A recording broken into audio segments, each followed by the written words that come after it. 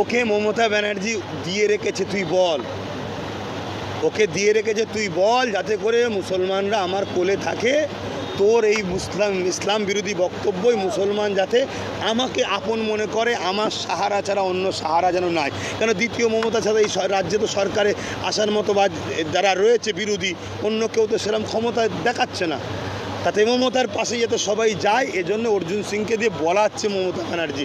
না হয় ওকে তো বন্দি করা দরকার, ও তো সংবিধান বিরোধী কথা বলছে, ও তো সমাজে দাঙ্গা লাগাতে চাইছে, এরকম লোককে তো জেলের মধ্যে রাখা দরকার। মমতা করছে না কেন? তার মধ্যে একটা আমার জোনায়েদ ভাই শুধু একটা ইশারা দিয়েছে, সিং। আরে সিং কি, অর্জুন সিং। অর্জুন সিং একটা মানবরূপী পশু ছাড়া দ্বিতীয় কিছু নয় সে। আপনাদের মানতে অসুবিধা আছে? মানবরূপী একটা পশু। ও সুরাতে সকলে দেখতে মানুষ, কিন্তু ওর খসলত, ওর আখলাক, ওর কথাবার্তা সবসময় হিংস্র। সবসময় কি করে দাঙ্গা লাগবে, ফিতনা হবে, বিদ্বেষী হবে। ওকে কখনো মানুষ ভাবা যায় না, একটা মানবরূপী পশু। সে আজকে কিভাবে একটা সমাজের শান্তিকে বিঘ্ন করছে। আজকে এই বাংলায় কেউ একজন বলবে ইসলাম নাকি রেপ করাকে পাপ নয় বলেছে, যার কথা ভাই বলতে গিয়ে রয়ে গেল। ও মূর্খ, ও জাহেল, ও মানবরূপী পশু, ওই অর্জুন সিং। ওকে তো অ্যারেস্ট করা দরকার ছিল পশ্চিম বাংলা সরকারের। পশ্চিম বাংলা সরকার ওকে অ্যারেস্ট করবে না কেন? ও তো টিএমসির লোক ছিল। টিএমসি থেকে বিজেপিতে শুধুমাত্র মুসলমানদেরকে ভয় দেখাবার জন্য গেছে।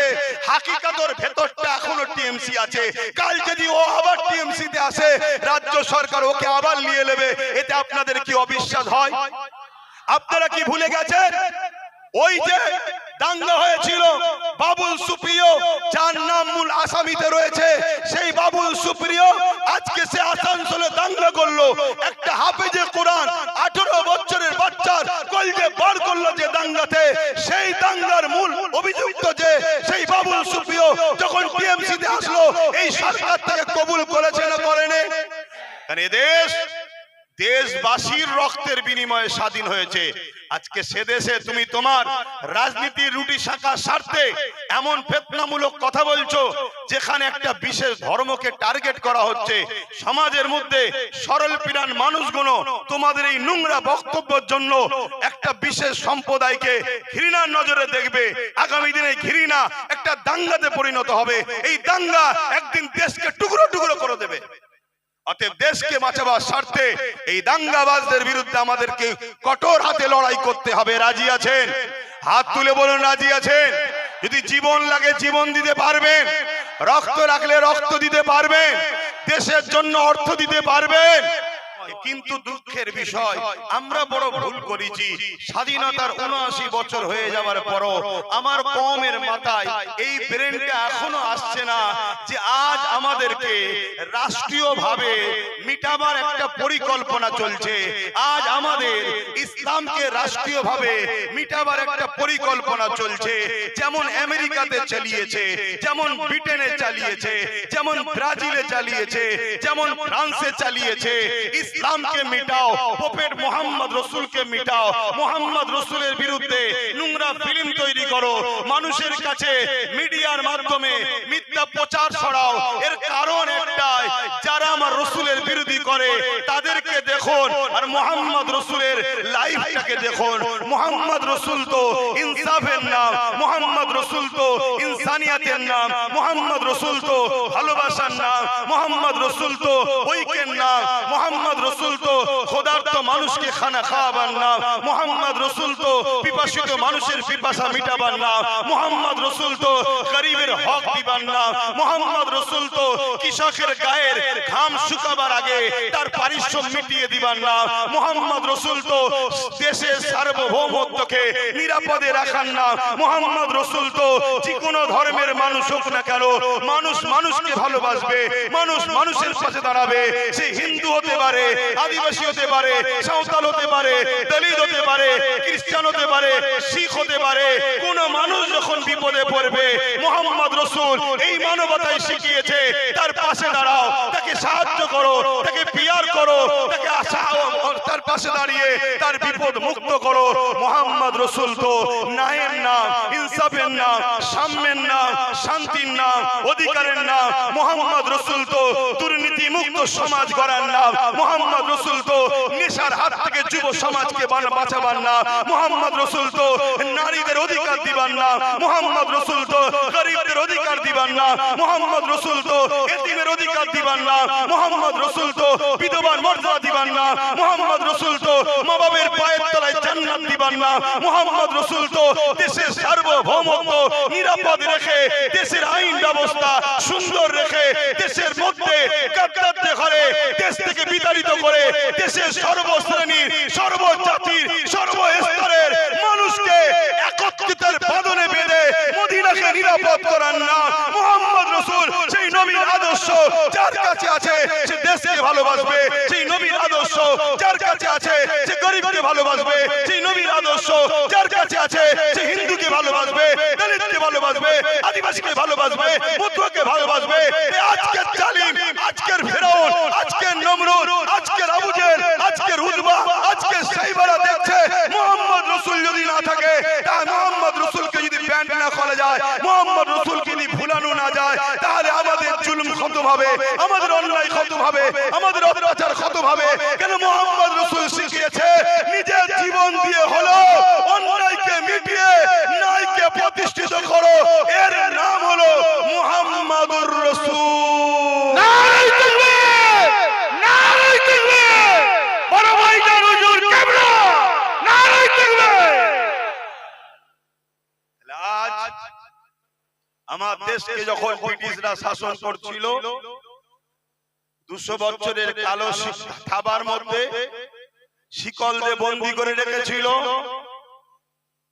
দিল্লি জমিন থেকে আব্দুল আজিজ মুহাদ্দিস দিহলভী রাহমাতুল্লাহ আলাইহি আওয়াজ দিলেন, দেশকে ব্রিটিশের হাত থেকে আজাদ করার জন্য ব্রিটিশদের বিরুদ্ধে লড়াই করা ফরজ।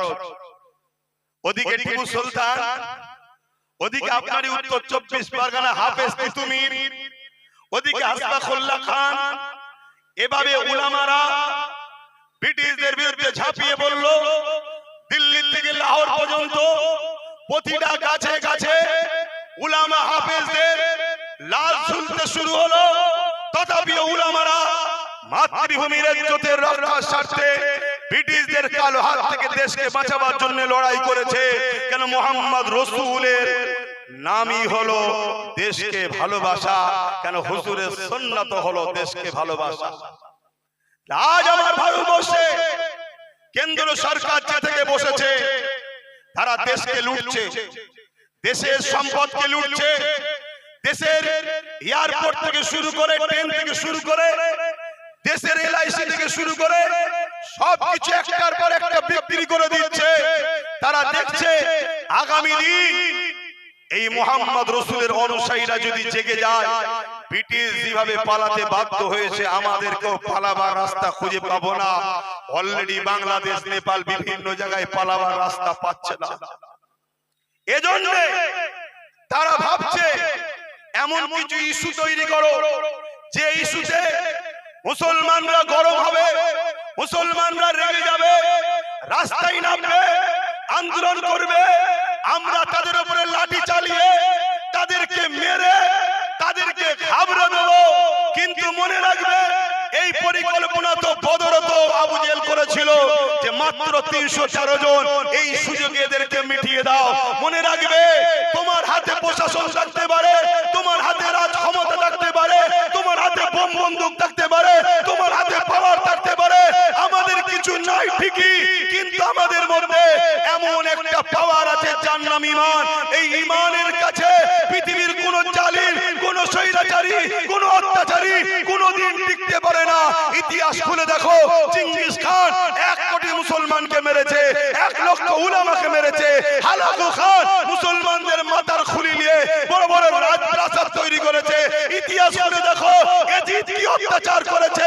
তথাপিও শত শেষ রেজাল্টটা দেখো, বিজয় কিন্তু ইনসাফ পরায়ণ, ন্যায় পরায়ণ মুহাম্মদ রাসূলের গোলামদের জন্যই বিজয় লেখা রয়েছে। নারায়ে তাকবীর! নারায়ে তাকবীর! নারায়ে তাকবীর!